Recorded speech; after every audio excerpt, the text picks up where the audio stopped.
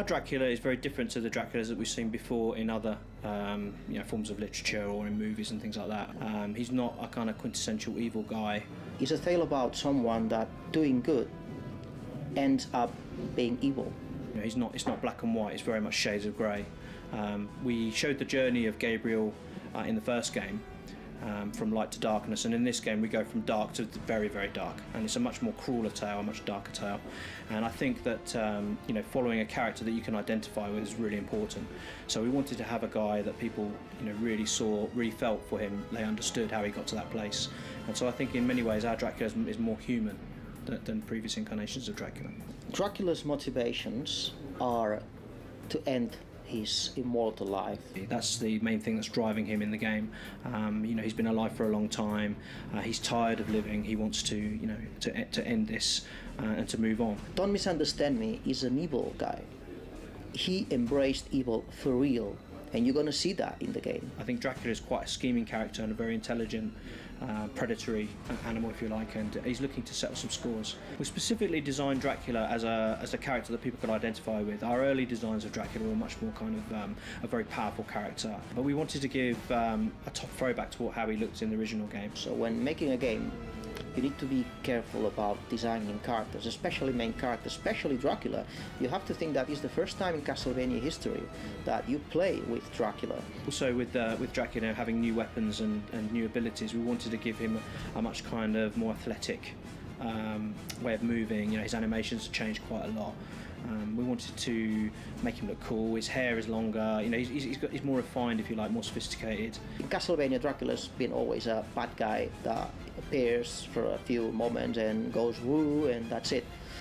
We wanted to build a real character with emotions, with contradictions from day one. So pretty much Gabriel was our Dracula from day one. Did they tell you that blood would fight against blood for all eternity?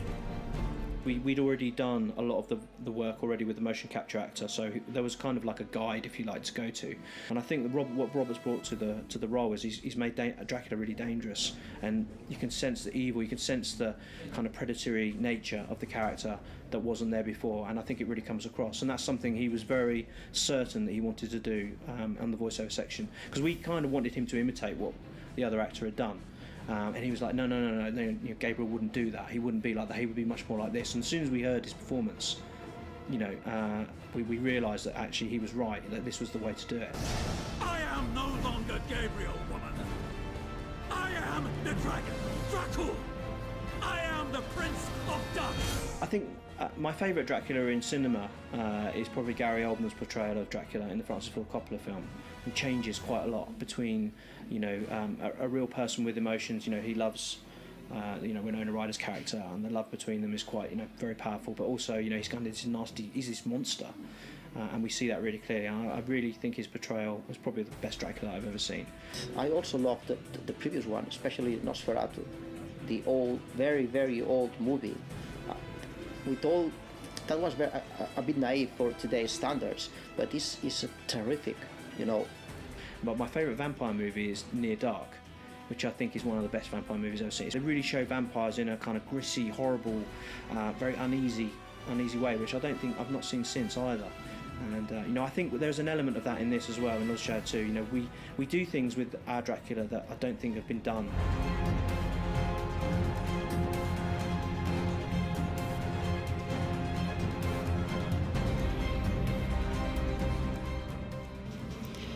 So I hope that's given you a deeper insight into our Dracula from Castlevania Lords of Shadow 2. If there's anything else you'd like to know, please send in your questions to the Twitter account address displayed on the screen, and I will answer them on behalf of Dave in a response video coming up soon.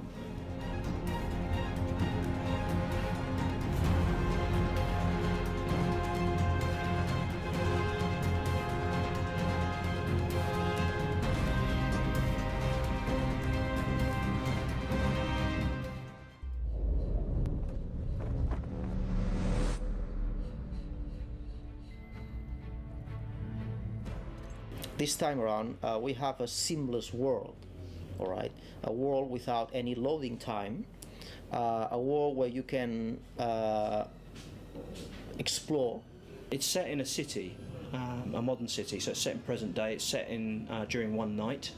And you basically explore this modern city, and you explore Dracula's castle, which is part of the city. So the city has grown around the castle. We have a free camera, which gives you the ability to look around and see if you missed anything. And we have a world that gets progressively opened. As you progress through the story, you will get to explore new areas, and as the city becomes bigger, you'll need to teleport to and from the castle and the city, and you find an item that allows you to do that.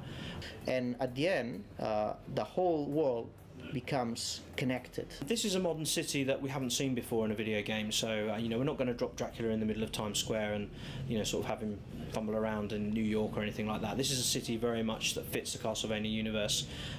Gothic design. It's very much like a regular European city like Madrid or even Cologne, where you have kind of old and new together.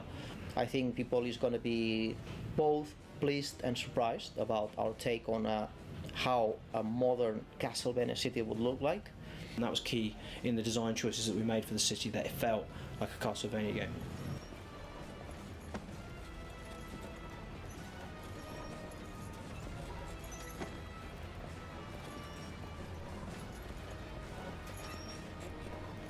We wanted there to be a lot of variety in the environments, so it felt like it was different in everywhere that you went. Every time you turned a corner, there was something new to see, something exciting to see, different lighting, different elements, huge vistas, really cool architecture, statues, that kind of stuff. We are in Spain, in an area called Castile, which is basically castle area, and there are a lot of castles here that we were able to take inspiration from. And of course, Hungary and Eastern Europe and that kind of architecture has very much played into this as well. Transylvania, Wallachia, those kind of areas that are referenced in the game. Many of the design choices that we took are taken directly from real buildings and real architecture. We loved New York buildings, neoclassic buildings, and we thought that they were very, very suited for a Castlevania city. I think one of the cool things about Castlevania in general, and certainly about Lords of Shadow, was having the enemies and the variety of enemies that you had. So I think there's lots of very unique boss battles in the game.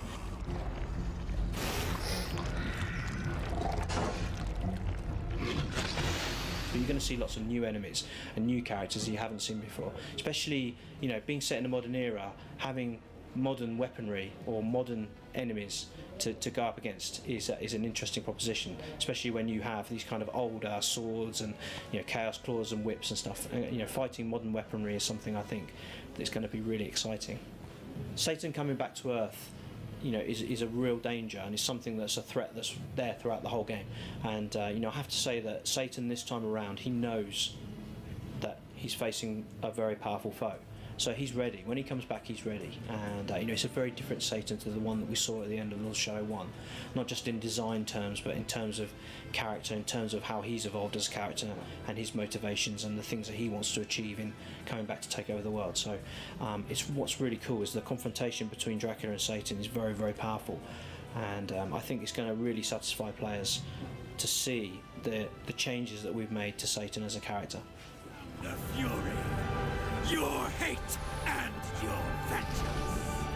I am your destiny.